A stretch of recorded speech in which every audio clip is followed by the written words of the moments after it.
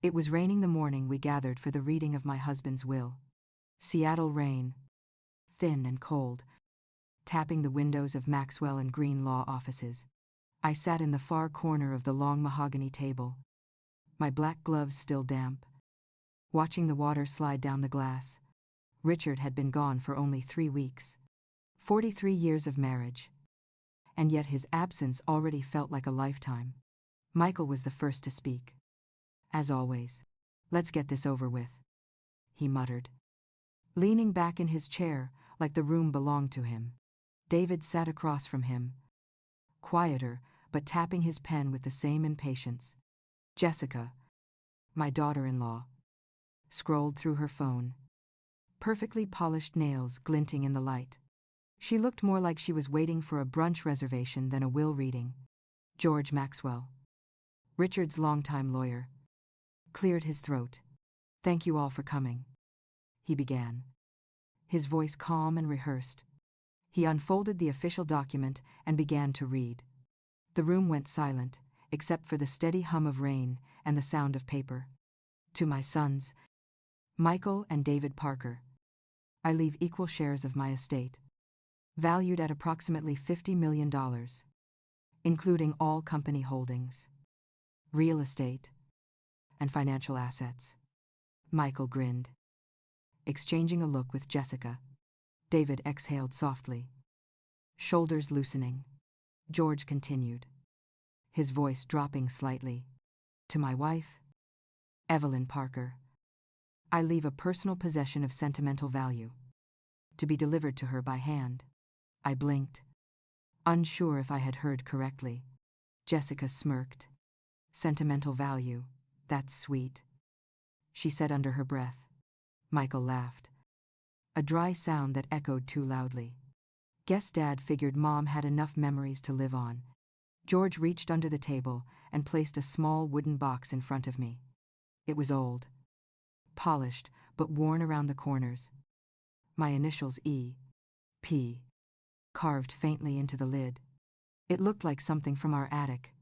For a moment, I couldn't move. The whole room seemed to close in. My son's eyes heavy with expectation, amusement, maybe even pity. I touched the box with my gloved fingers. The wood was warm, smoother than I remembered. I tried to speak, but my voice wouldn't come. Jessica leaned forward. "What's in it?" Mom love letters, her tone dripped sugar and venom. Michael chuckled. "Maybe Dad left you his recipe cards. You always loved those Sunday roasts." David didn't laugh. He only looked down, uncomfortable. Tapping the pen again, I forced a smile. Small and polite. The same kind I used when Richard brought clients home who talked over me at dinner. "I'm sure your father had his reasons." George folded the papers, his eyes soft with something between sympathy and hesitation. "Mrs. Parker," he said quietly, "your husband requested that this item be given to you personally. No one else was to open or discuss it. He was very clear about that." Jessica scoffed. "Well, that's mysterious. How very Richard of him." She reached for her purse, already done with the conversation. Michael stood. "Let's go. Jess. Mom. Enjoy your box." He gave a short laugh as they left, their footsteps echoing down the marble hallway. David lingered a moment. "Mom," he said softly, "I didn't know about this. Dad, he was always private about money." "I know, sweetheart," I said, though my throat felt tight. He hesitated, then followed his brother out. The door closed behind them with a final, quiet thud. The room fell silent again. Only the rain remained. George gathered his folders, then stopped. "Mrs. Parker," he said softly, glancing toward the door to make sure no one was listening. "Richard left something else for you." He slipped a small sealed envelope toward me, cream-colored with my name, written in Richard's bold, slanted handwriting. "He instructed me to give this to you privately." After the others left, my pulse quickened. "What is it I don't know?" George said, shaking his head. He told me it was personal, and that you'd understand when you were ready. I stared at the envelope, tracing my name with my fingertip. The handwriting was unmistakable. My husband's hand. The same one that used to leave me notes on the refrigerator. The same one that signed our mortgage papers. Our children's college checks. Our anniversary cards. George's voice softened. Take your time. Mrs. Parker. I can have my assistant drive you home if you'd like. No. I said, my voice steadier now. I'll drive myself. He nodded and walked me to the elevator. I could feel his curiosity behind his professionalism. But he didn't ask. He was an old friend of Richard's. He knew when to stay quiet. Outside, the rain had turned to mist. The air smelled like wet asphalt and pine. I clutched the box and the envelope to my chest as I stepped out onto the street. For a moment, I didn't get into the car. I just stood there, looking up at the gray sky. The clouds heavy, but still. It struck me that Richard had planned this. Every detail. He always did. Even in death. He was guiding me somewhere. When I reached home, the house felt too large, too quiet. The sound of my heels against the hardwood echoed through every room. The box sat on the dining table, next to a vase of lilies from the funeral that were already beginning to wilt. I sat down across from it, folding my hands. 43 years together. I knew the man's laugh, his moods, his habits. I also knew his secrets. Or so I thought. But this box, this wasn't like him. Richard was practical. Predictably. Proud. He didn't leave mysteries. I turned it slowly in my hands. The lock was small but firm. The wood smelled faintly of cedar and something else, old perfume. Maybe mine. Maybe his. For the first time since his death, I felt something other than grief. It was curiosity. A quiet, trembling spark. I reached for the letter. The paper felt heavy. Expensive. The kind he always used. I didn't open it. Not yet. Some part of me wanted to wait until the house was fully asleep. Until the world outside stopped spinning. I set the letter beside the box and leaned back in my chair. From the kitchen window, I could see the reflection of the rain starting again, streaking down the glass like faint tears. Maybe tomorrow, I thought. Maybe tomorrow I'll open it. But deep down, I already knew I wouldn't sleep until I did. I didn't turn on any lights when I walked into the living room. The rain had stopped, and the house was wrapped in that soft silence that only comes after a storm. The clock on the wall ticked like it was keeping a secret. I sat down again at the table, where the wooden box waited, the letter still unopened beside it. For a long time I just stared at it. I thought of the way Michael had laughed, the way Jessica had smirked, the way George's eyes had softened, like he knew something I didn't. Finally I pulled the letter toward me and broke the seal. Richard's handwriting filled the page in clean blue ink. My love, if you are reading this, it means I am gone. You will hear words that sting. Let them. Truth has a way of revealing more than comfort ever could. The key in that box opens something only you can claim. Trust George. He knows how to help you reach it. Do not tell the boys until you understand what it is. What you find with this key will show you who deserves my legacy. There was no signature, just the initial R. I stared at the letter until the words blurred. Then I turned back to the box and ran my fingers along the lid. The small brass lock was smooth. The kind you could open with patience, not force. When I lifted it, it clicked softly. And inside was a layer of velvet, so old it had faded to gray. Resting in the center was a single silver key.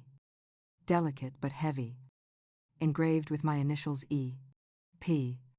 For a second, I just looked at it, waiting for some explanation to float up from memory.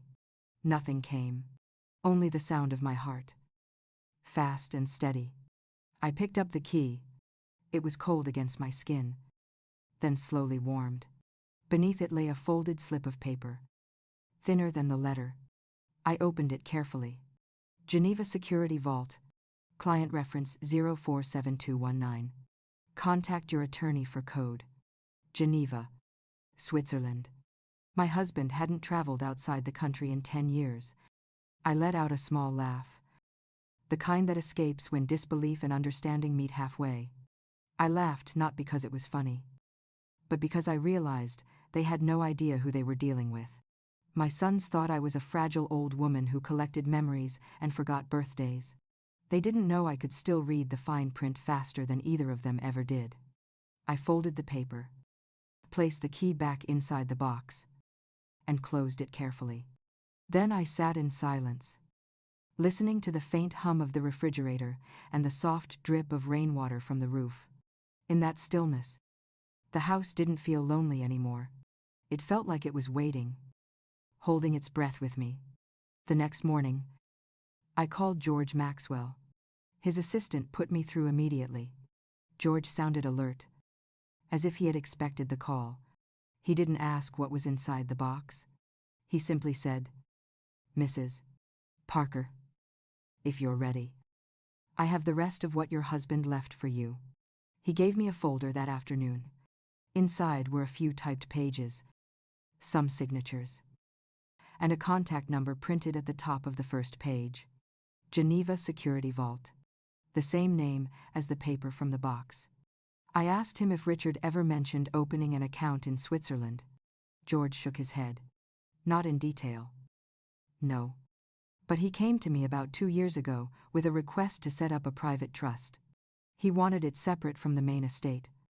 Registered under your name only. I blinked. Under my name? Yes. George said quietly. He said it was for your security. He told me not to mention it unless you asked. I sat back in the chair. The air in his office smelled faintly of old paper and coffee. I thought about how Richard always said he didn't believe in coincidences. Every move he made was deliberate. I took the key out of my purse and set it on George's desk. It caught the light, sending a thin beam across the wood. What exactly does this open? George, he smiled slightly. The kind of smile that hides more than it shows. That, Mrs. Parker, is what we'll have to find out. He offered to arrange travel. I told him I needed a day.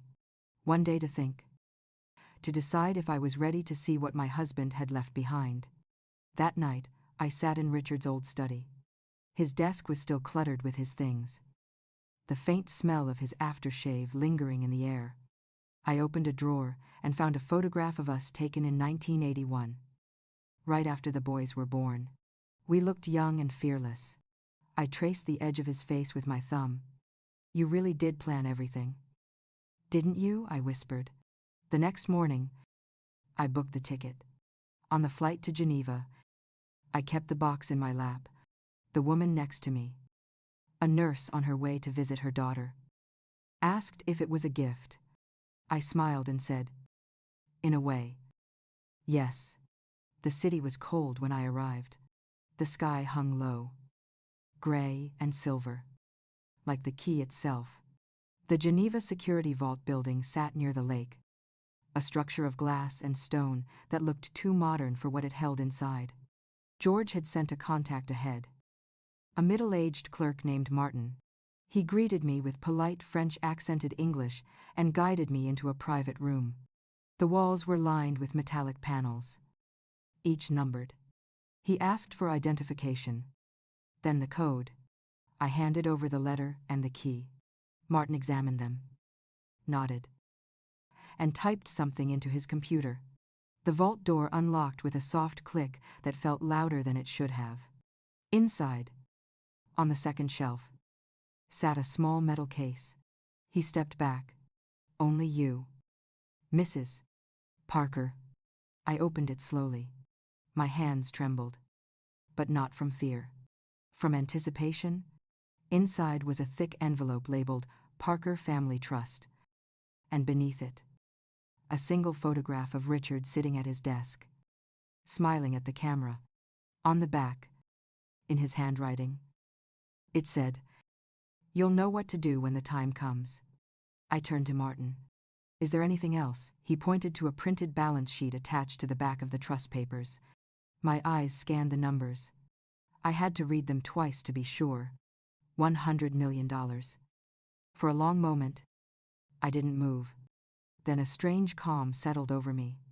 So this was Richard's last lesson. He had let them fight over scraps to see who they truly were. The real inheritance. The truth. He had hidden with me all along.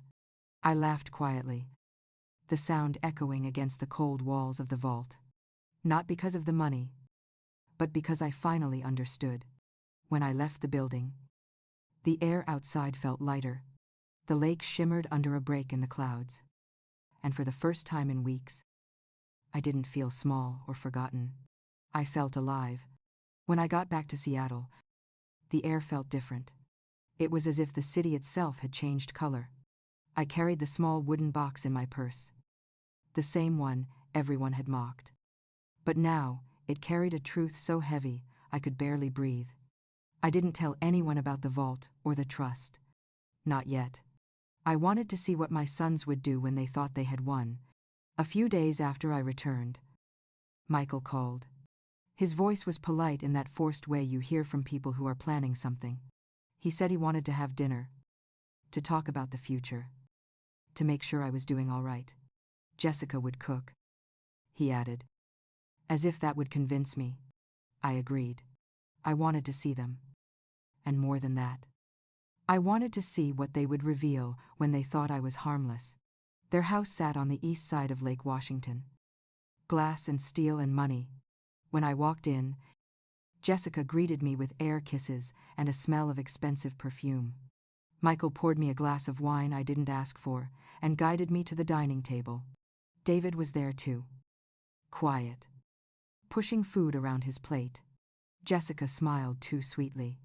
Mom, you look tired. Have you been eating properly?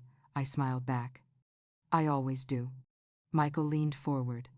We were just talking about how hard this must be for you. Losing Dad. Dealing with all those legal things. We just want to help. Help. That word again. I looked at him, wondering if he realized how much of Richard's voice I could still hear in his.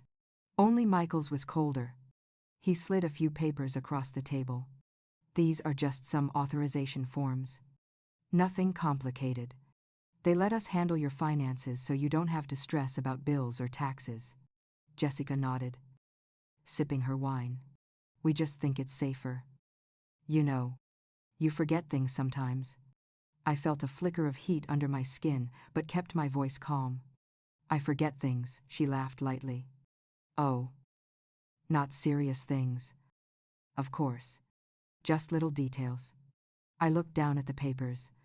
Their lawyer's name was printed neatly at the top. I saw what they wanted. They were asking for complete control of my assets. My accounts. My home. I looked up and smiled. That's very thoughtful of you, Michael. But I don't think I'm ready to sign anything right now. His smile tightened. Mom. It's routine. Dad handled everything before. And now that he's gone, there are details that could slip through the cracks. I folded the papers and slid them back to him. I'll have George take a look. You know how thorough he is. Jessica's eyes flickered with irritation before she masked it with another fake smile. Of course. Whatever makes you comfortable. Dinner went on, like a play where everyone knew their lines. They talked about the company, about upcoming projects, about how much they missed their father. I nodded. Listening. Memorizing.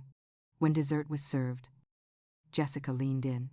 You know, Mom, we've been talking about finding you a companion. Maybe a nurse. Just someone to keep an eye on you during the day. I almost laughed. A nurse. The word stung. Michael added. It's not forever. Just until we're sure you're okay. I looked between them. Their faces were smooth. Composed. Too careful. And then it hit me. This wasn't concern. It was control. They wanted to move me out of my own home. One gentle word at a time. I let the silence stretch before I spoke. I appreciate that. But I'm fine on my own. Jessica tilted her head. Are you sure we already talked to someone? A doctor? Samuel Ellis. He's very respected. I kept my tone light. A psychiatrist, just for an evaluation. Michael said quickly. It's routine.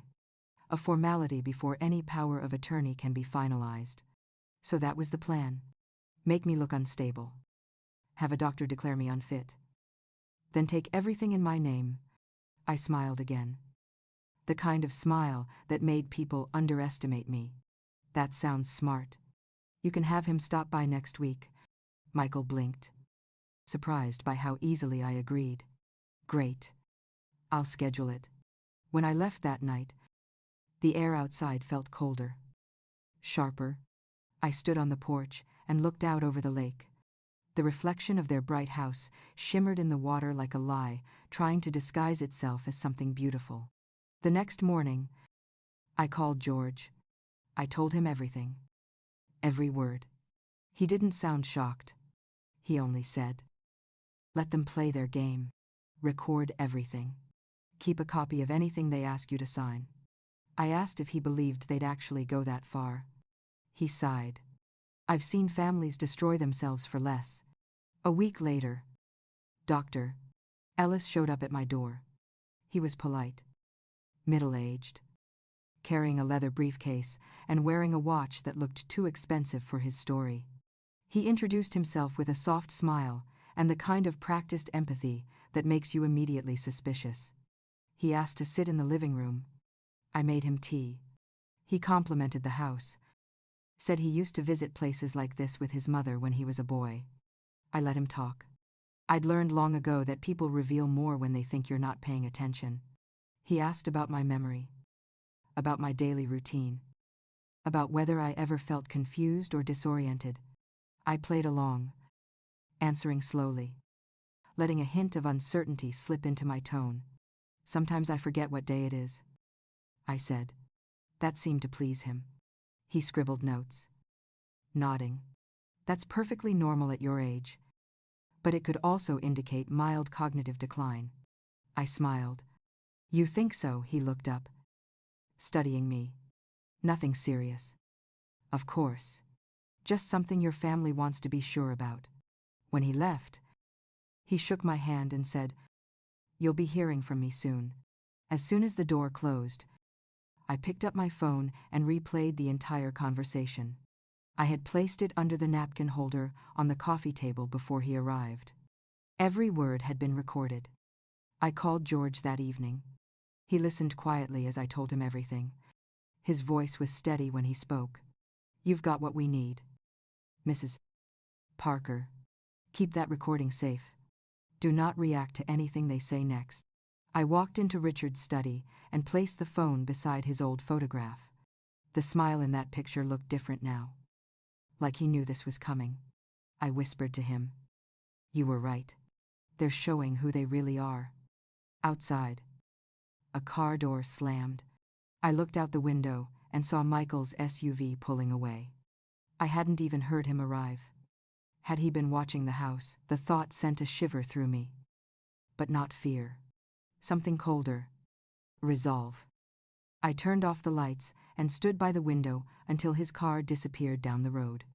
They thought I was weak. They thought I was predictable. They had no idea I was just getting started. 2 days passed before Michael called again. His voice carried that same false concern. Syrupy and rehearsed. He said Dr. Ellis had sent over his preliminary notes and that we needed to meet to discuss them. I told him to come by the house the next morning.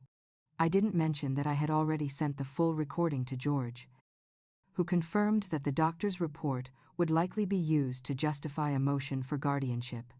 It was exactly what Richard had warned me about in his letter. That night I slept little. Every sound in the house felt amplified. Every creak and hum reminding me that I was alone but not helpless. I sat in Richard's old armchair, sipping tea. The wooden box on my lap. The key glinted faintly under the lamp. He had left me everything I needed, even if I hadn't known it yet. By morning, The sky had turned silver with low clouds. I dressed carefully, pulling my hair back and choosing the navy sweater Richard had always liked. When the doorbell rang, I took a deep breath and answered it. Michael stood there with Jessica beside him. He smiled the way people do before delivering bad news.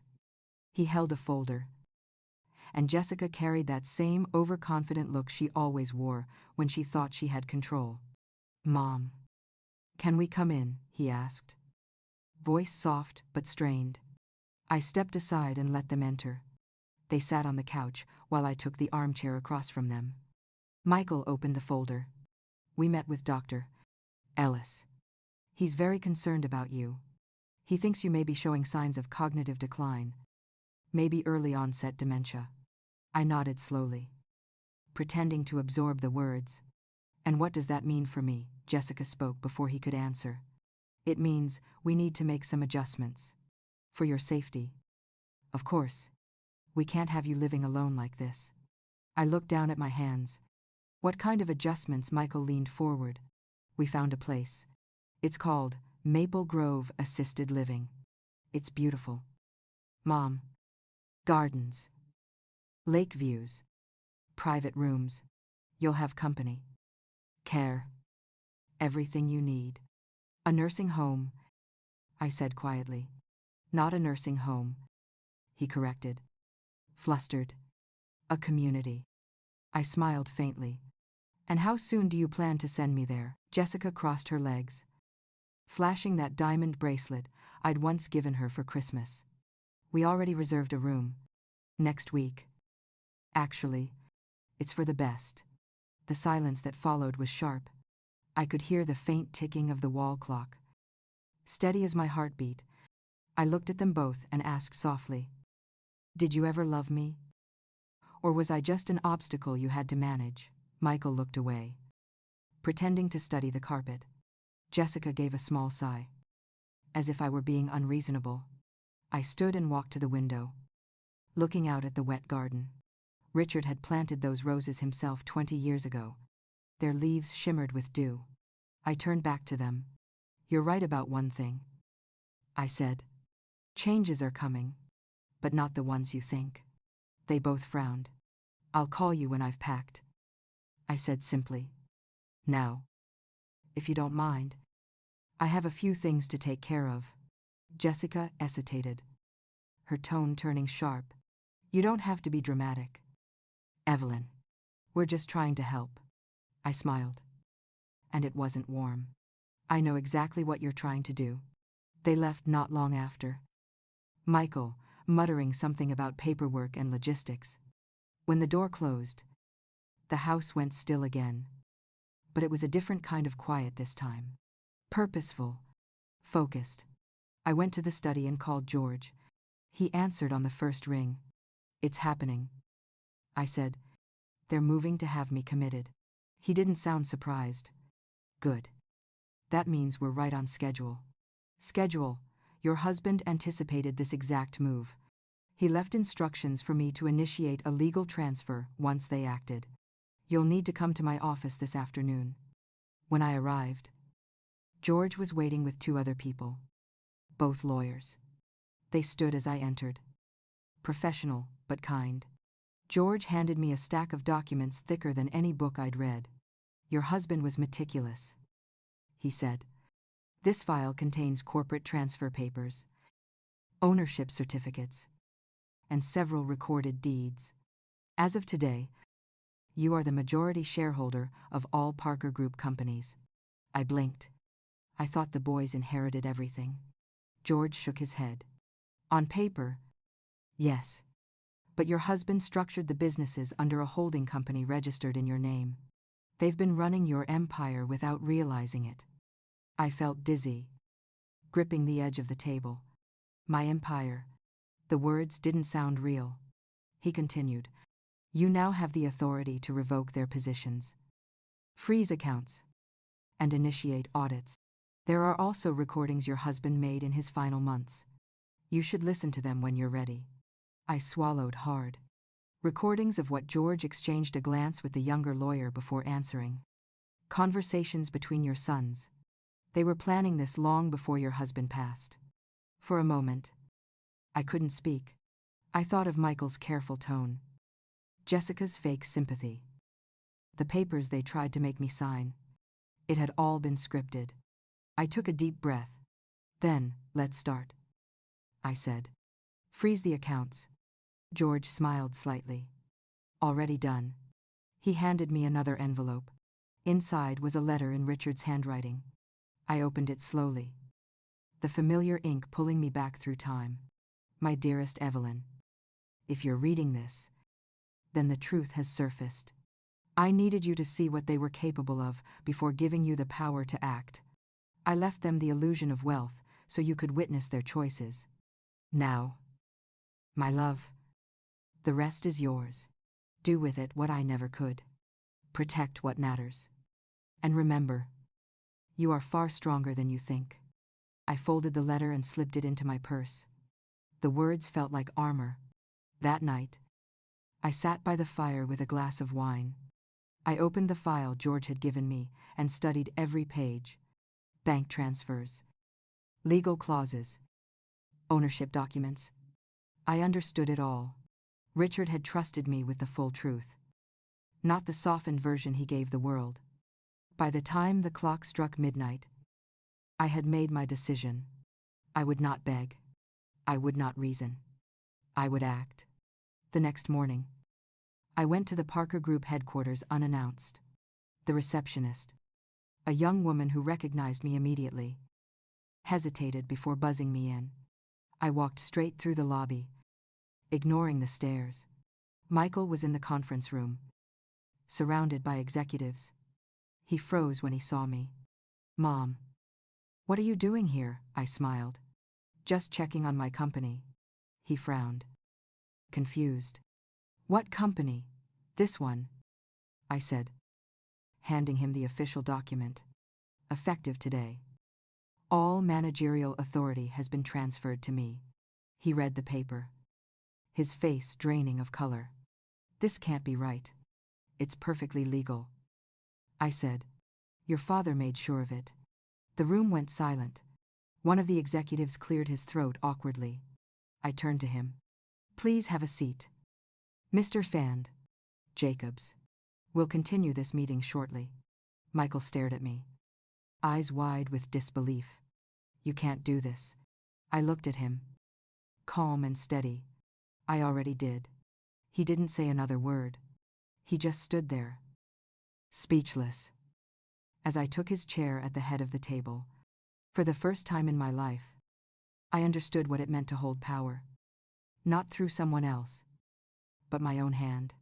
Outside the window, the city stretched wide and alive. I looked down at the streets below. Cars moving like veins, carrying the pulse of something bigger. I wasn't invisible anymore. I was the storm they never saw coming. The meeting ended in stunned silence. No one dared to speak until I stood up, thanked them for their time, and walked out of the room as if it truly belonged to me. In that moment, it did. The air outside the building felt sharp and electric, the way it feels before a storm breaks. My heels clicked against the marble floor, echoing through the lobby where every head turned as I passed. When I stepped into the street, I could almost hear Richard's voice in my head saying, "You finally did it. Evelyn, you took back what was always yours." I didn't go home. Instead, I went straight to George's office. He was waiting, as if he already knew how the morning had gone. He looked up from his papers and smiled slightly. "So, how does it feel to be CEO?" I exhaled, a slow, steady breath I hadn't realized I was holding. "It feels like standing on a cliff and realizing I can fly." He nodded approvingly. "Then let's make sure you stay in the air." He handed me another folder. Inside were reports from a forensic accounting team he had hired. The numbers told a story of theft, manipulation, and hidden debts. Michael had been transferring company funds to cover gambling losses, and David had been using business accounts for cash transactions linked to suspicious vendors. I flipped through the pages slowly, my anger building with every detail. George said quietly. We can go to the police whenever you're ready. Not yet, I said. I want to see what they do when the floor disappears beneath them. That evening, Michael showed up at my house without calling first. He was pale, his hands shaking. I knew he had already discovered the account freeze. Mom, what are you doing? He demanded, the moment I opened the door. You're ruining everything. I folded my arms. Everything you stole, he blinked hard. That's not fair. I did what I had to do. You have no idea what kind of pressure I was under. You mean the kind that comes from gambling at 2 a.m. with money that isn't yours. His mouth opened, but no words came out. I stepped aside and motioned toward the living room. Come in. We need to talk like adults, not thieves. He hesitated but entered. The tension in his shoulders gave him away. He wasn't here to apologize. He was here to negotiate. You can't run those companies, he said. You don't know how they work. I smiled faintly. I know enough. I spent 45 years listening to your father run them from this very house. I know every contractor, every partner, every problem. The difference is, I won't cover up mistakes the way he did. He laughed. Short and sharp. You think this is about mistakes, you're playing with people's lives. No, I said, standing firm.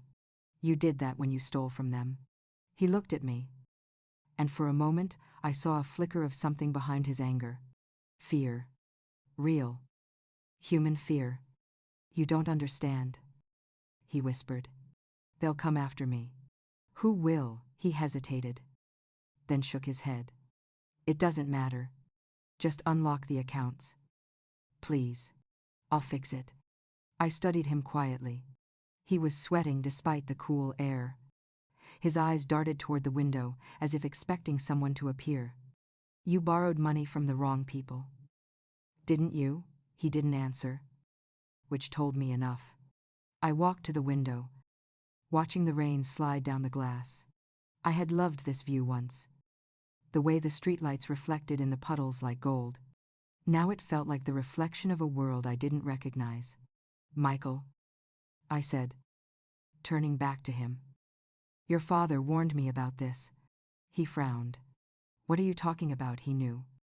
I said, about the debts, the missing funds, even the threats. He documented everything. Michael froze. That's impossible. I walked to the bookshelf, opened the drawer, and pulled out a folder. Inside were copies of Richard's reports, bank statements, even photographs of Michael meeting men in a downtown casino. I tossed the folder onto the coffee table. He stared at it as if it were a bomb. Where did you get this? From your father? He hired investigators. He picked up the papers, flipping through them with trembling hands. Then he looked up at me, his eyes dark and desperate. You don't know what you've done. Mom, I know exactly what I've done. I've stopped pretending.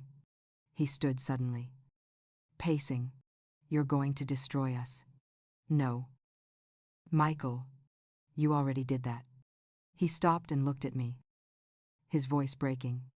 What do you want from me? The truth, I said. And maybe, one day, respect. He shook his head, dropped the papers, and stormed out. The door slammed hard enough to rattle the picture frames. After he left, the house was so quiet I could hear the faint tick of the grandfather clock in the hallway. I sank into the couch and stared at the documents scattered across the coffee table. My son had turned into someone I barely recognized.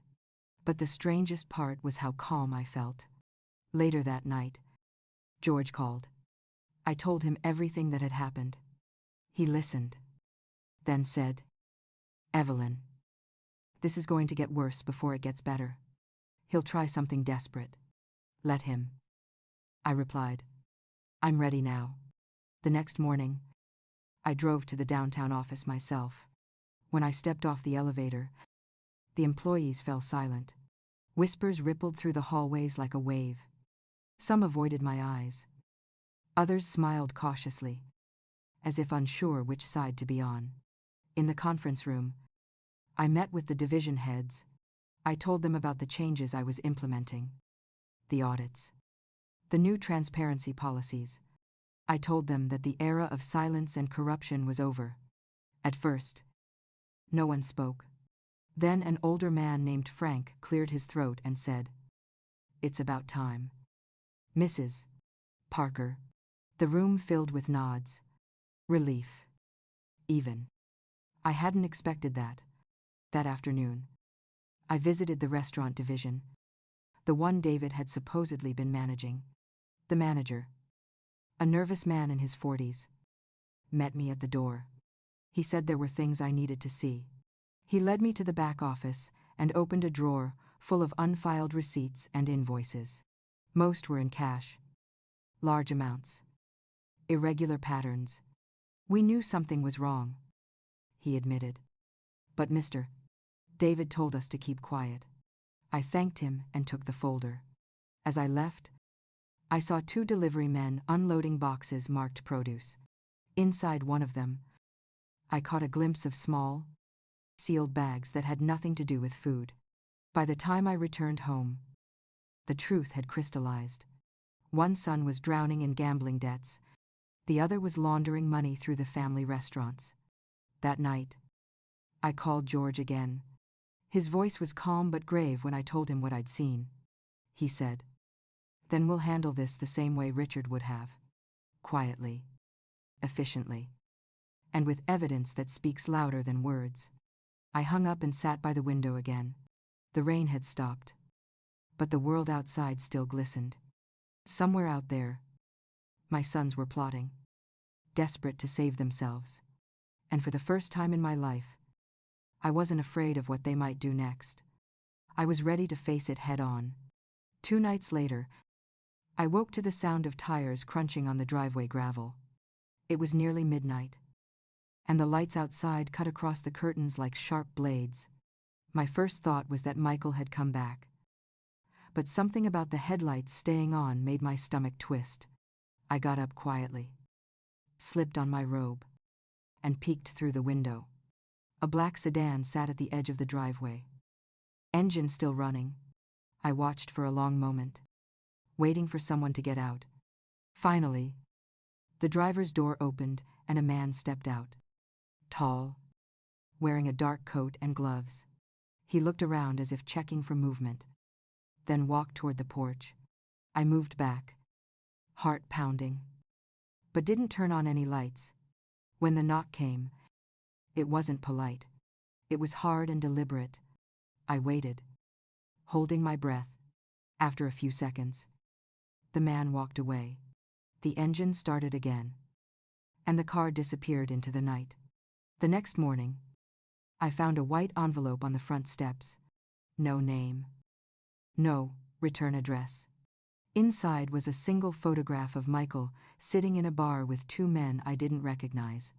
Written on the back in block letters were the words, "He owes us."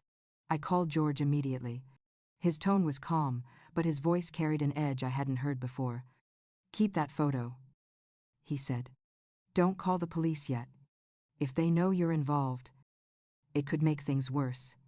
I wanted to argue, but I trusted him. After I hung up, I sat at the kitchen table, staring at the photo. Michael looked exhausted, thinner than before, his eyes dark and glassy. It was the face of someone who'd lost control long ago. Later that afternoon, David showed up without warning. He looked even worse.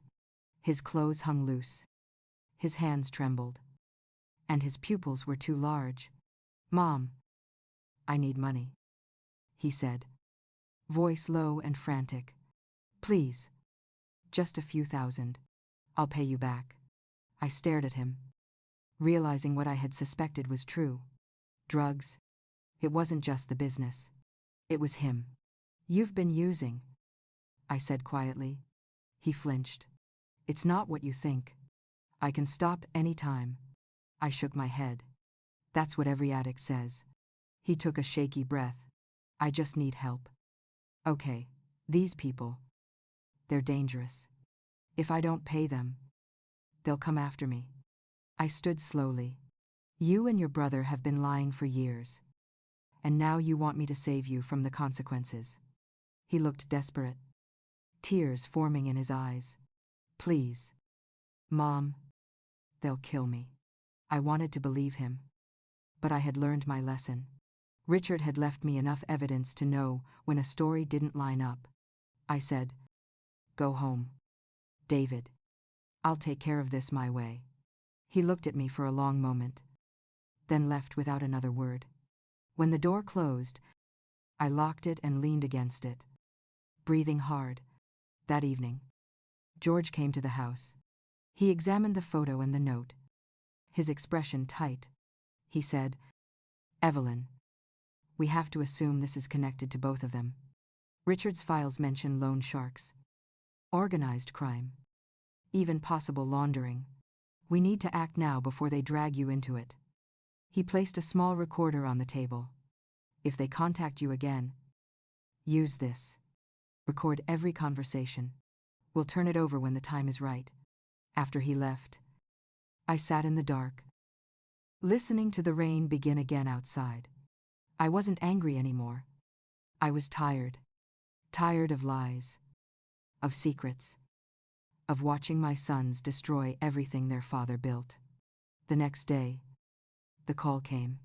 A man's voice, calm and cold. "Mrs. Parker, your son owes us money. We expect payment by Friday or we'll come for collateral." I kept my voice steady. "What kind of collateral?" The man laughed softly. "You." He hung up before I could respond. For a few seconds, I just stood there. The phone pressed to my ear, heart pounding. Then I remembered the red button on the phone George had given me, the one that connected directly to his office and the police. I didn't press it. Not yet.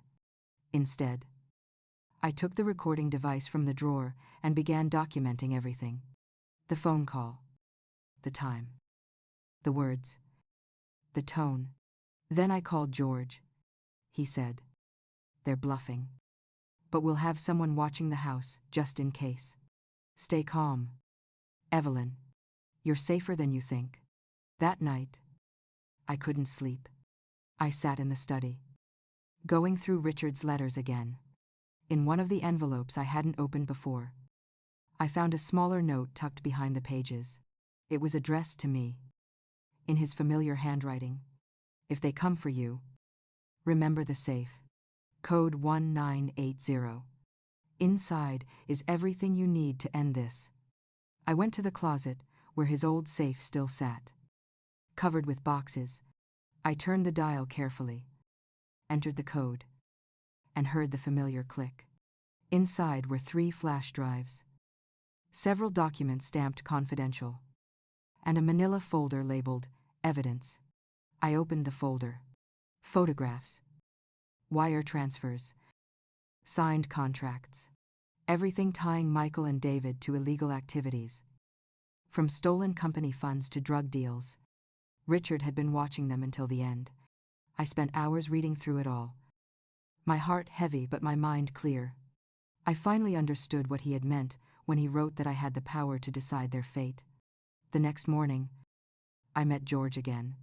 We sat in his office, blinds closed, door locked. I handed him the folder. He flipped through it, his eyes widening. "Evelyn, this is enough to bury them both." I nodded. "That's not what I want. Not yet. I want them to see what they've done." He leaned back, studying me. "You're planning something, aren't you?" I looked at the window, watching the rain streak down the glass. They thought they could take everything from me. George, my husband's legacy, my home, my dignity. I want them to understand what it feels like to lose everything they thought they controlled.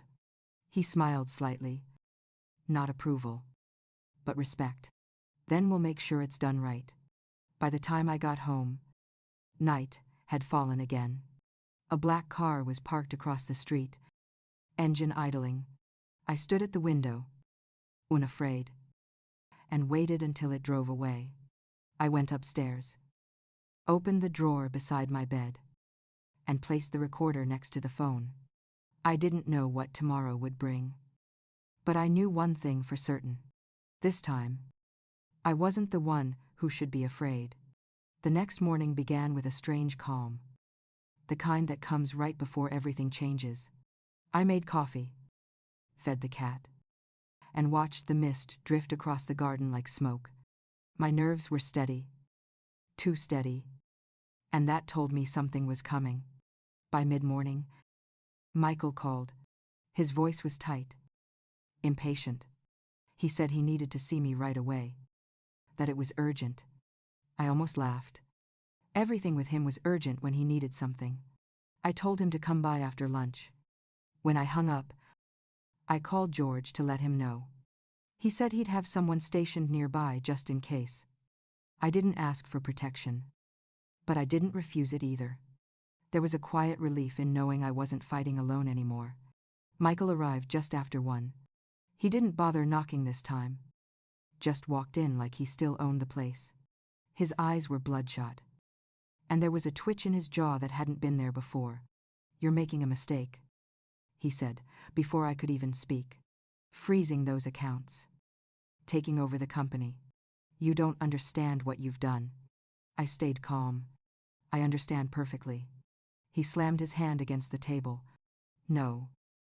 You don't. These people don't forgive. Mom. They don't care that you're family. They don't care that you're old." I met his eyes, unflinching. "I'm not afraid of your loan sharks." "Michael." He froze, his mouth half open. "How do you know about that?" I walked toward the window, watching a pair of crows circle above the oak tree. "Because your father did," I said, and he made sure I'd find out. He let out a sharp breath, like someone punched the air out of him. Then he started pacing. "You don't get it. They've already called me. They said if I don't pay by Friday, they'll come after you." I turned back to face him. "They already called me." "Michael." He stopped pacing, confusion flickering across his face. "They said they'd come for me." He looked terrified now, the bravado gone. "I didn't mean for this to happen. I just needed time." I stepped closer, lowering my voice. "And when exactly were you planning to tell me? Before or after they killed me?" He opened his mouth, then shut it again. His eyes were wet, and for the first time in months, I saw the boy he used to be. The one who used to run to me when he scraped his knees. "I don't know how to fix this," he whispered. "I do," I said, before he could ask. The doorbell rang. He jumped. I walked calmly to the door and opened it. 2 men in suits stood outside. Not police. Not strangers either. George's men. "Mrs. Parker," one of them said quietly. "Mr. Maxwell asked us to make sure everything stays under control." Michael's shoulders sagged when he saw them. He knew the game was over. At least for now. I told the men to wait outside. Then, I turned back to my son. "Sit down." "Michael, we're not done." He obeyed. Exhausted. Defeated. I sat across from him and opened the folder I'd placed on the table earlier. Inside were the documents George had prepared. Proof of his debts. Evidence of the illegal transfers. And copies of the contracts he'd signed with those men. "You're going to sign a full confession," I said quietly. "You'll resign from your position. Repay every dollar you stole from the company. And cooperate with the authorities. If you don't, this goes public." He stared at the papers, shaking his head. "They'll kill me." "No," I said. "They won't. Because George has already handed this information to the police. And the police have already contacted federal agents. By tomorrow, those men you owe will be in custody." He looked up at me, disbelief and relief colliding in his face. "How your father anticipated everything," I said. "He set up surveillance years ago. You were never as careful as you thought." Michael's face crumpled, and for a moment, I saw something close to remorse. He nodded slowly, then signed the papers with a trembling hand. When he finished, he whispered, "I'm sorry." I took the signed confession and slipped it into the envelope. I didn't forgive him. Not yet. But for the first time, I believed he might one day earn it. After he left, I sat in silence, listening to the clock tick. I thought that was the end of it. But as dusk settled, another car pulled into the driveway. This time it was David. He looked worse than before. Thinner. Pale. Eyes darting everywhere. He reeked of smoke and fear. "Mom, we need to talk." I folded my arms. "I'm tired of talking." He stepped forward. "Please. I don't know what Michael told you. But I didn't do anything wrong." I raised an eyebrow. "Really? Because the DEA might disagree." He froze. Would I walked to the sideboard, picked up the file I'd been waiting to show him, and dropped it on the table. Inside were photos, financial records, and witness statements tying him to a trafficking ring that used the restaurant's cash flow to move product. David's face went white. "This isn't what it looks like." "It looks exactly like what it is," I said. "You used your father's business to fund your habit." He slumped into a chair, burying his face in his hands. "I didn't mean for it to go that far. They threatened me. You made choices, David. Every time you lied, every time you hid the truth. You chose this." He looked up, eyes full of tears. "What happens now? You're going to rehab. Real rehab. And you're going to cooperate with the authorities. You'll give them every name, every address, every deal." He shook his head. "They'll kill me if I talk." I sighed softly.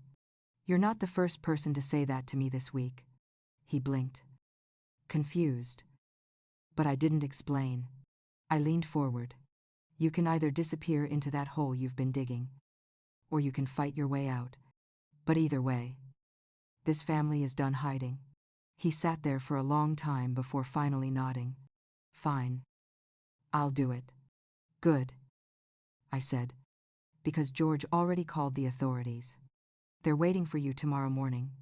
He looked stunned. "You planned this."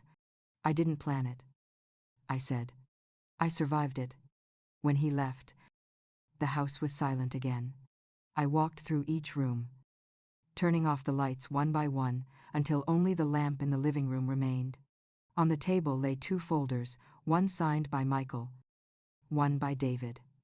I poured myself a glass of wine and sat down, staring at them. They were my children, my blood, but they were also the architects of their own ruin.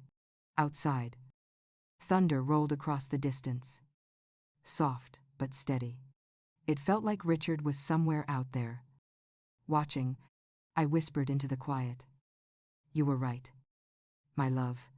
They showed their true colors. The storm finally broke, rain tapping against the windows in a slow, rhythmic pattern. I sat back in my chair, feeling the weight of everything settle. Heavy but clean. It wasn't peace yet, but it was the beginning of it. By morning, the rain had stopped, leaving the air cool and sharp with that clean smell that only comes after a storm. I didn't sleep much, but I felt lighter somehow. The weight that had pressed against my chest for months was still there, but softer now, as if the house itself was breathing again. I made coffee, fed the cat, and sat at the kitchen table with the 2 folders in front of me. One, signed by Michael, one by David. 2 lives unraveling. But maybe 2 chances for redemption too. George called just after 8. His voice sounded tired but satisfied. Michael's confession had already been delivered to the authorities, he said. The agents had moved fast on the financial side, and several of his creditors were already in custody. "They won't touch you," he added. "You're safe now." Safe. It was a strange word after everything that had happened. I thanked him and asked about David. George said the rehab intake had been arranged, that the police had a full statement waiting, and that if he cooperated, he could avoid prison. When I hung up, I looked at the 2 folders again. I thought of Richard, how he'd built everything from nothing, how much faith he'd put in those boys, and how quickly they'd thrown it away. I also thought about how he'd trusted me to clean up the wreckage. The doorbell rang around 9. I expected George, but when I opened it, Jessica stood there. She wore sunglasses despite the cloudy sky, and her perfume hit before she even spoke. "We need to talk," she said flatly. I stepped aside. Not because I wanted her in my house, but because I wanted to see what performance she had rehearsed this time. She took off her sunglasses and set them on the counter. Her makeup was perfect, her expression even more so. "You've made a mess," she said. Her tone clipped. "Michael's lost everything." I poured myself another cup of coffee. "He didn't lose it. He gambled it away," she scoffed. "He did what he had to do. You know how much pressure he was under after your husband died. Pressure doesn't justify theft." Her voice rose slightly. "Do you have any idea what you've done to our family?" "Our family," I repeated, turning toward her. "You married into it. You enjoyed the money, the luxury, the name. But when things got hard, you didn't stand by him. You encouraged him." She blinked, her mask slipping for the first time. "That's not true." I walked closer. "Isn't it? You were the one who told him I was too old to manage my own affairs. You pushed him to take control of the assets. You called the lawyer who drafted the power of attorney forms." Jessica's eyes widened. "How did you know that?" I smiled faintly. "Your husband isn't the only one who forgets that people talk." Her hands clenched at her sides. "You're going to regret this." I laughed softly. "I already did. Years ago, when I let you walk into this house the first time." She grabbed her purse. "You're finished. Evelyn, you think you've won, but you haven't seen the last of me." I stepped aside and opened the door. "Then I suppose I'll see you in court." She glared at me for a long moment before storming out.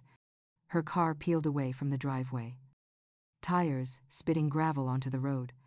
I watched her go, a cold calm settling in my chest. That afternoon, I met George downtown. The office felt brighter than before, as if even the walls knew something had shifted. He poured coffee and handed me a thick folder labeled Parker Group Audit Report. Inside were pages of numbers, names, and signatures. The corruption ran deeper than I'd imagined. But now it was documented, controlled, and fixable. He said, "The board wants you to make an announcement. Publicly. You're the face of the company now." I hesitated. "I've never been the face of anything." He smiled. "You are now." Richard wanted it that way. So, 2 days later, I stood in front of a small crowd at the company headquarters. Reporters, employees, investors. The air hummed with tension.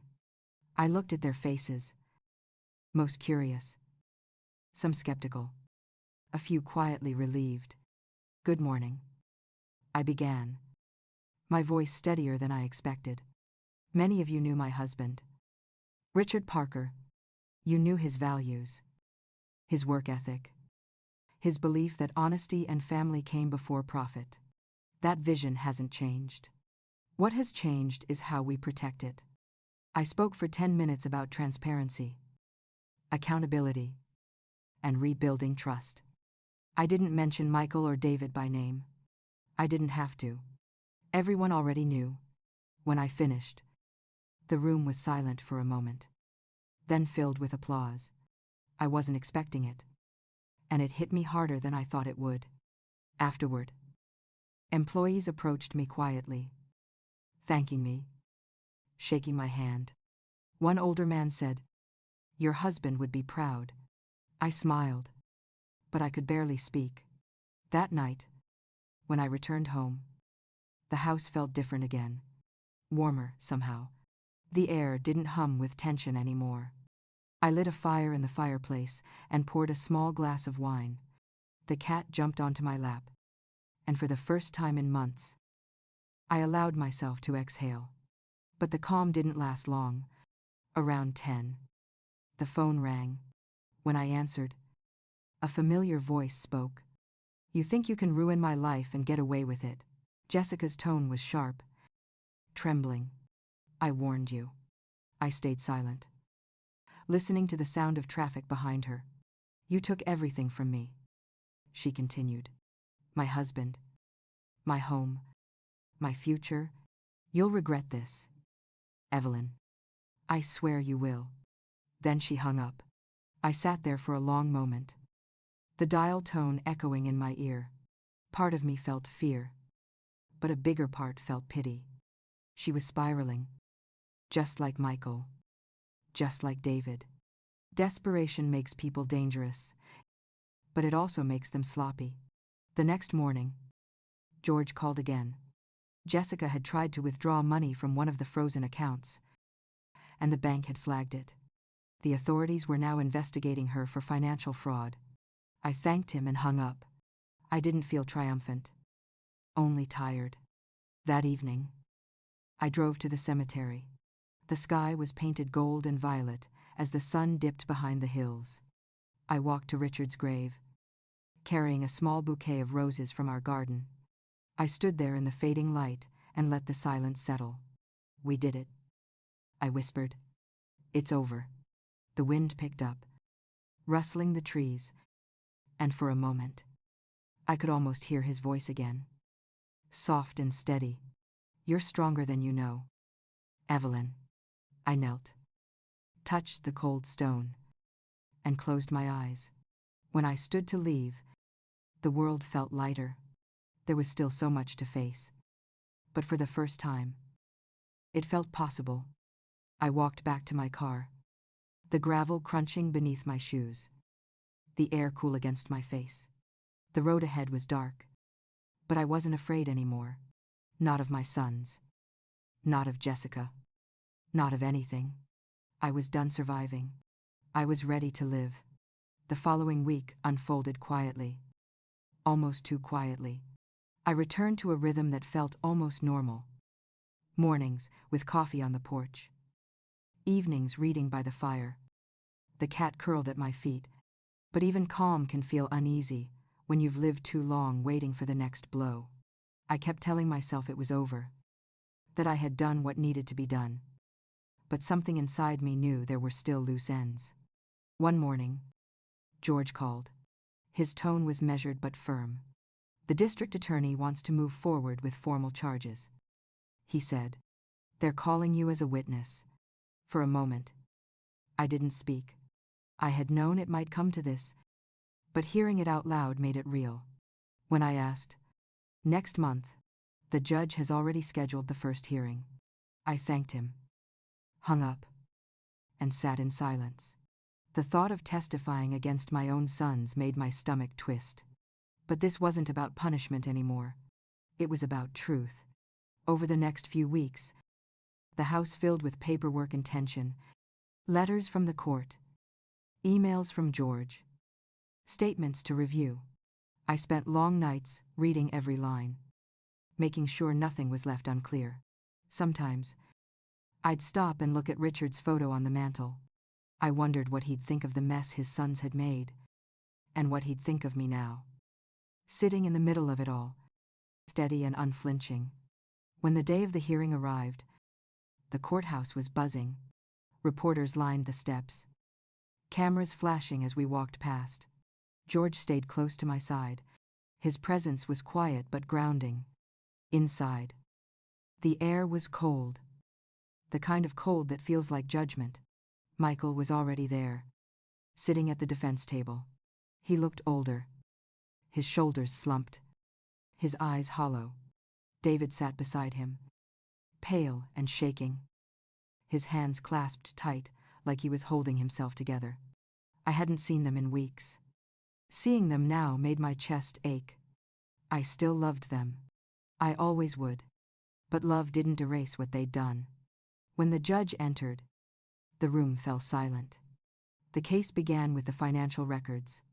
George presented the ledgers, the transfers, the contracts Richard had hidden away. Each document was a knife cutting deeper into the illusion my sons had built.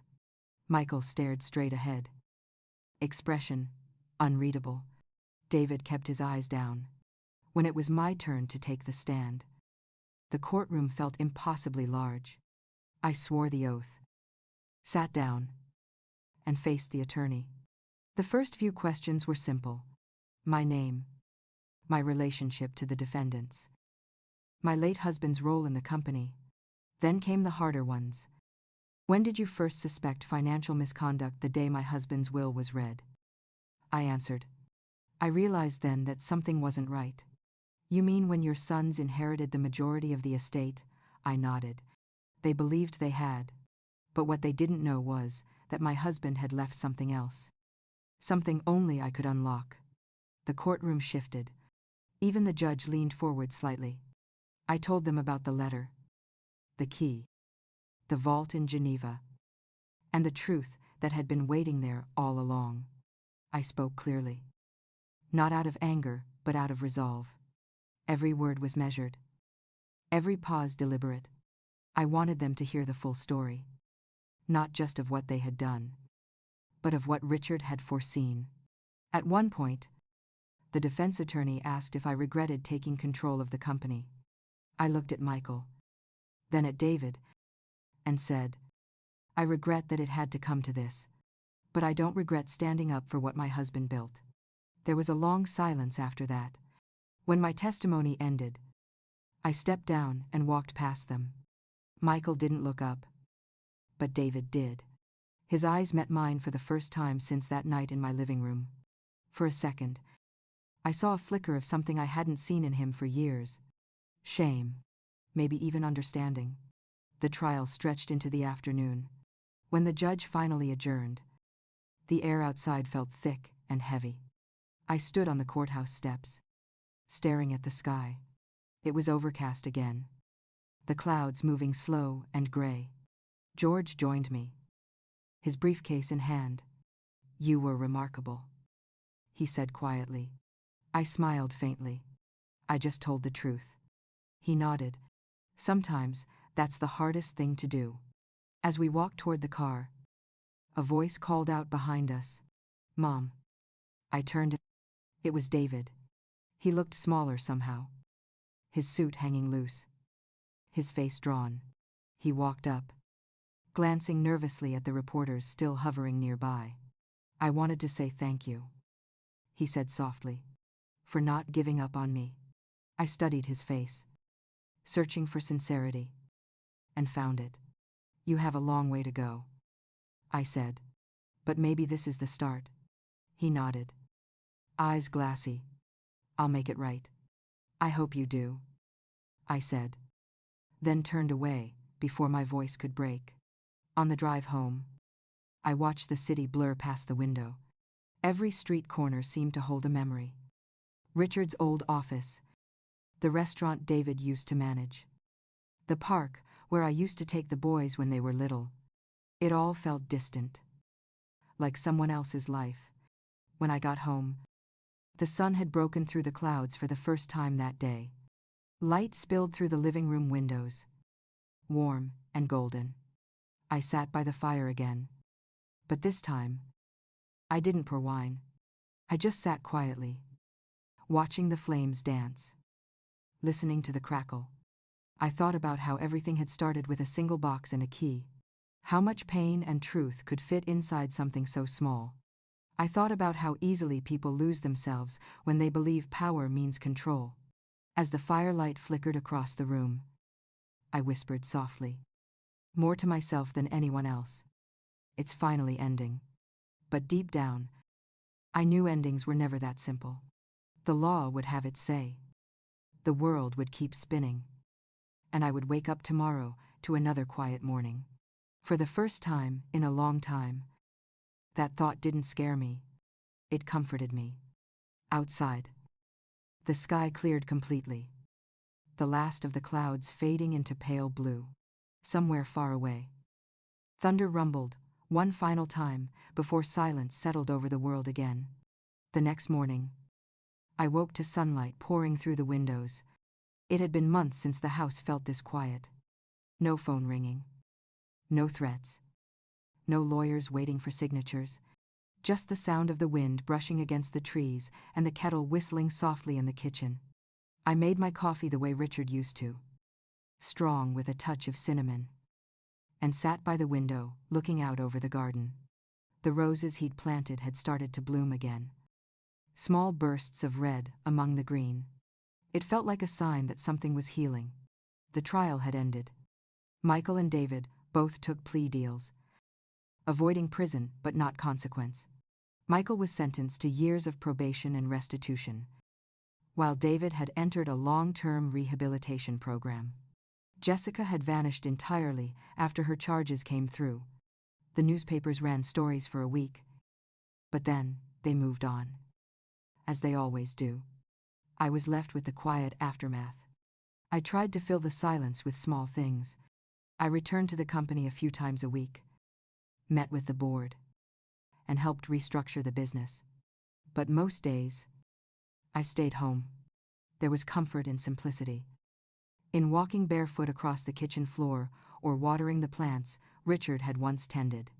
I had spent so many years being defined by others that I barely remembered what it felt like to be alone without feeling lonely.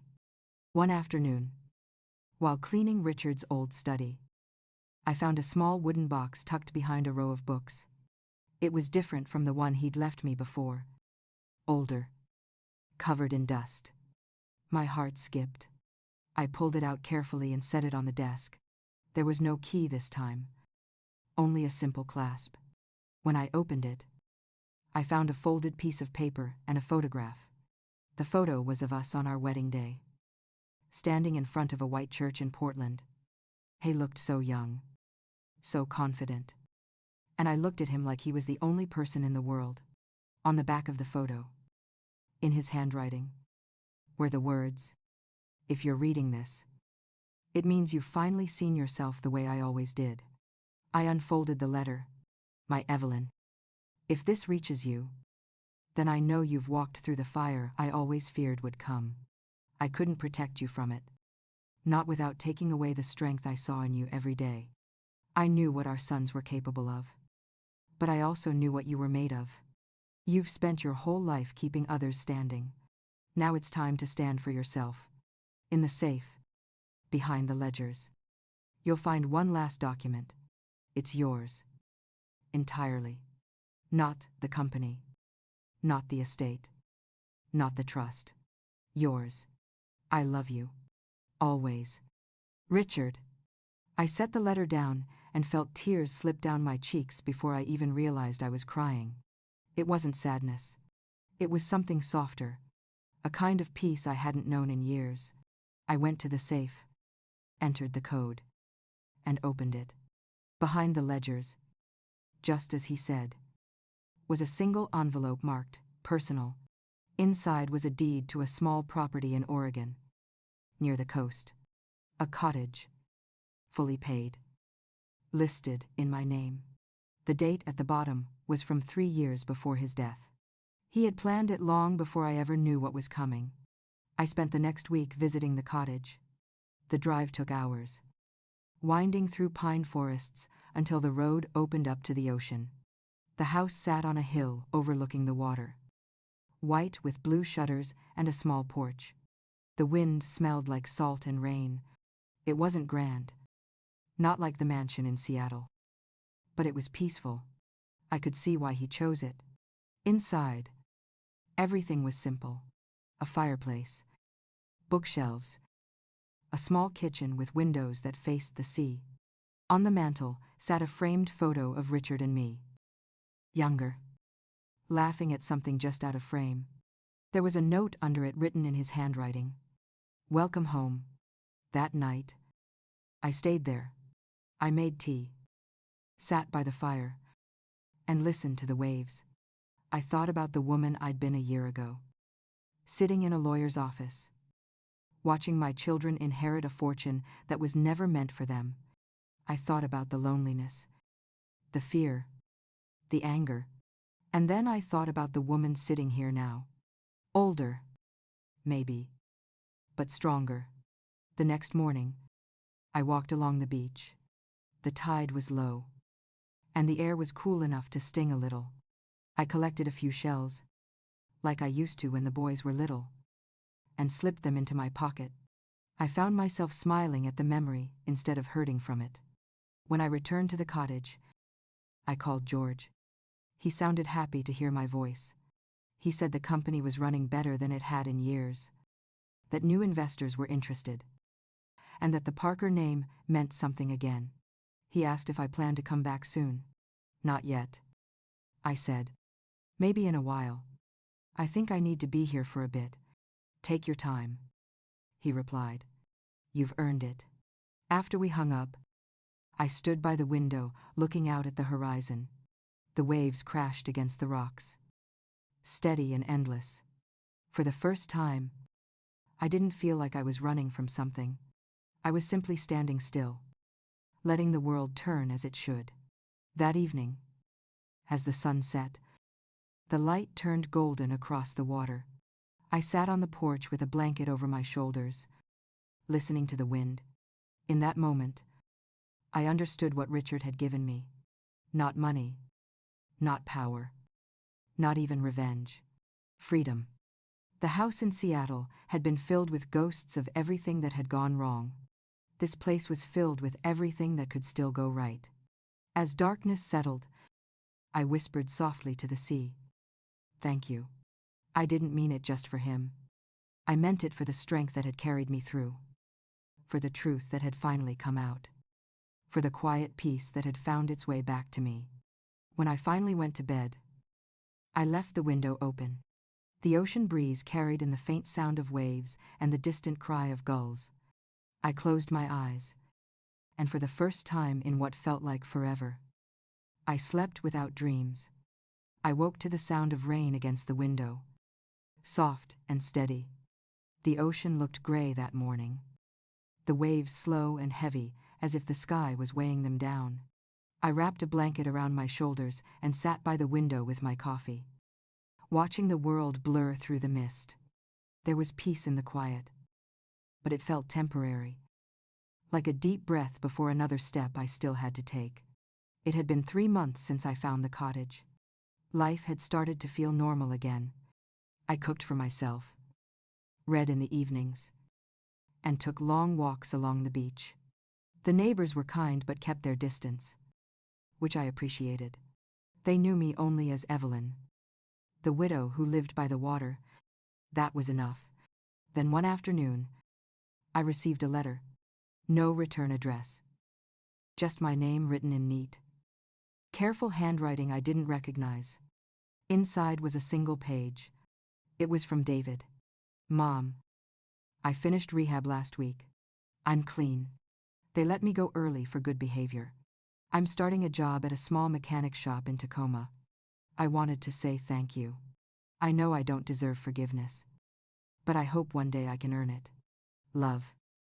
David." I sat there for a long time, reading it again and again. The words were simple, but they carried something real, the kind of sincerity that can't be faked.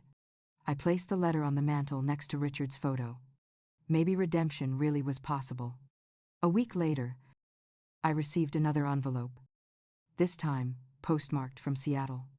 Inside was a short handwritten note and a check. It was from Michael. "Mom, I don't expect you to respond. I just wanted to let you know I sold the house. The proceeds are being donated to the Parker Foundation. I thought Dad would have liked that. I'm leaving Seattle for a while. Maybe I'll find a way to make peace with what I've done. Take care. Michael." I didn't cry. Not at first. But later that night, as I sat by the fire, I felt tears slide down my cheeks. It wasn't grief this time. It was relief. Somewhere inside, the mother in me still loved them both, even after everything. The days grew warmer as spring turned to summer. The ocean shifted from gray to blue, and the air smelled like salt and sun. I spent my mornings tending the small garden behind the cottage. The roses were starting to bloom again, bright against the weathered fence. Every time I saw them, I thought of Richard's hands, planting the first ones decades ago in Seattle. He used to hum while he worked. Some old jazz tune he never remembered the name of. Sometimes I'd hear it in my head as I watered the flowers. And it made me smile. One evening, while I was sitting on the porch, I saw a familiar car pull up the narrow road that led to the cottage. My heart tightened when I recognized David stepping out. He looked different, healthier. He carried himself with a steadiness I hadn't seen in years. He waved when he saw me. I waved back. When he reached the porch, he hesitated, like a boy asking permission to come inside. "You can come in," I said softly. He smiled, small and cautious. The moment he stepped through the door, I smelled the faint scent of soap and engine grease. It reminded me of when he used to work on cars as a teenager. "The house looks good," he said. "Peaceful." "It is," I said. "Sit down." He nodded and sat across from me. For a while, we just listened to the waves outside. Finally, he said, "I'm sorry for everything." I looked at him. "I know." He shook his head. "No. I mean it. I don't think I ever really understood what I put you through until I had to face myself in that place. I thought Dad was the strong one. But now I realize it was you." The words hit me harder than I expected. I reached across the table and took his hand. It was warm. "Steady. You're still my son." I said, "That's never going to change." He smiled, eyes glistening. "I know." We talked for hours that night. He told me about the rehab center, the other patients, the work he was doing now. There was hope in his voice. Fragile, but real. When he left the next morning, he hugged me tighter than he had in years. After he drove away, I sat on the porch for a long time, listening to the sea. It felt like something heavy had finally lifted. Later that week, I got a call from George.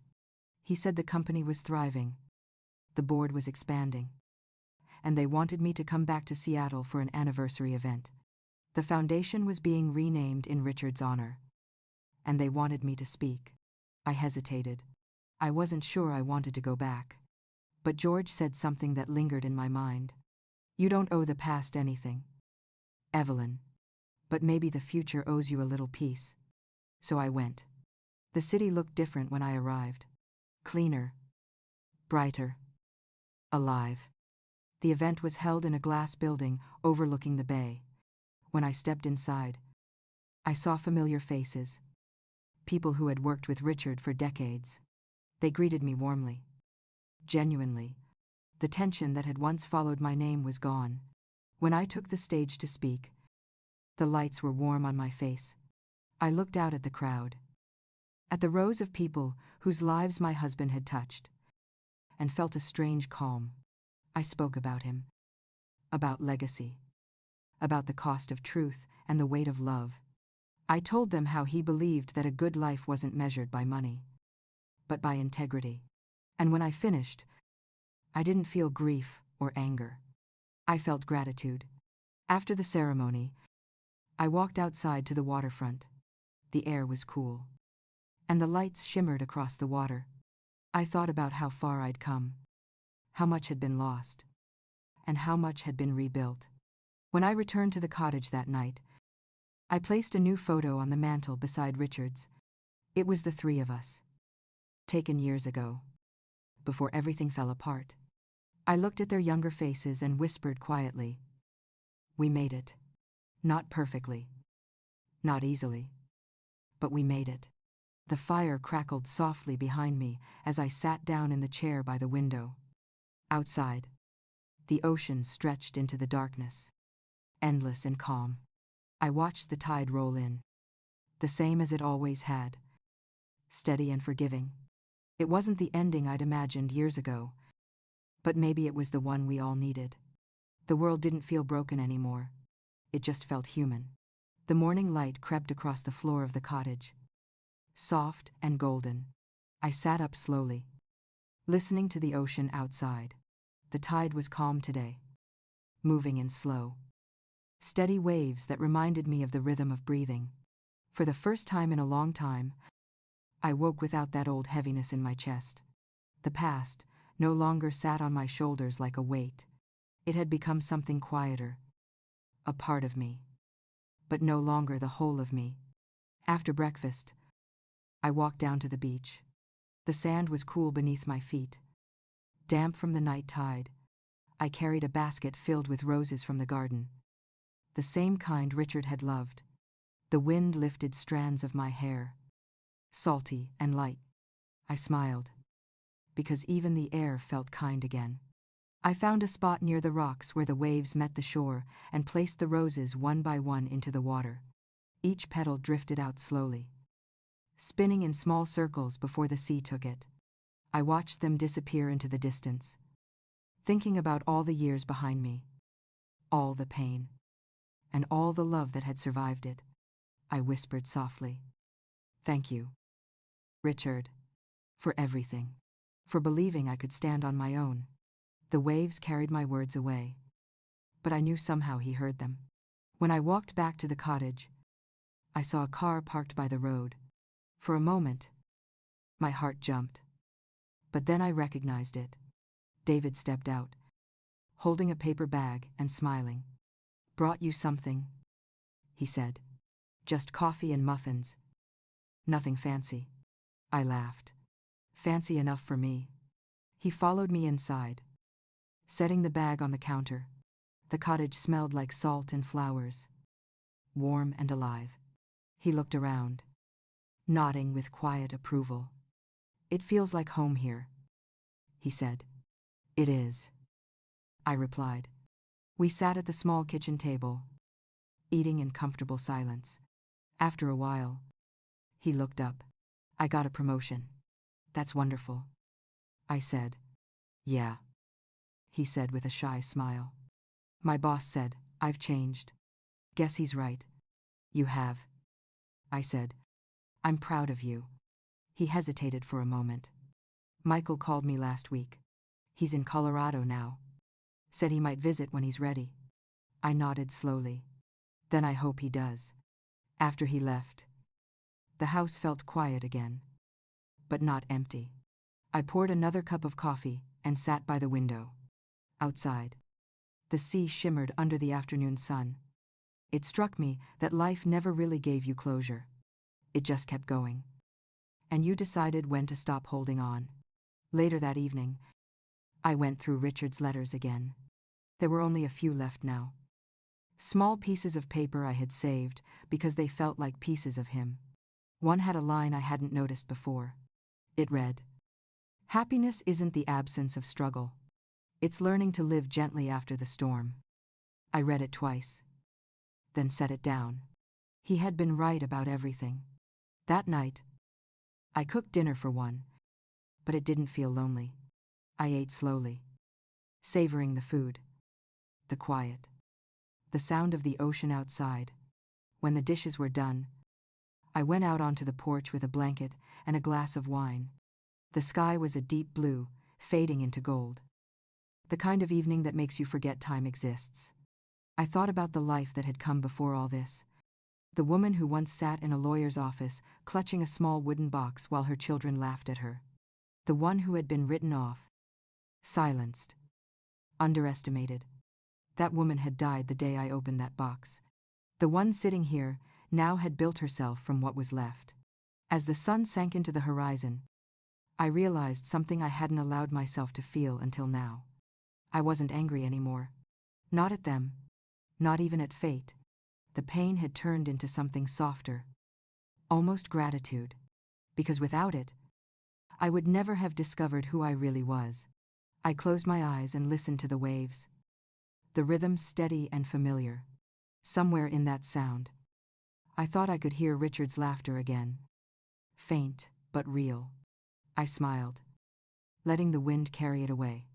Before going inside, I whispered to the sea, "I forgive them. And maybe, finally, I forgive myself too." The night deepened. The stars appeared one by one, scattered like promises across the sky. I sat there until the air grew cool, then went inside and turned off the lights. The cottage glowed softly in the moonlight, quiet and alive. I walked past the mantel where the photos stood side by side. Richard, the boys, me, all of us, frozen in a moment before everything changed. I touched the frame gently and felt nothing but peace.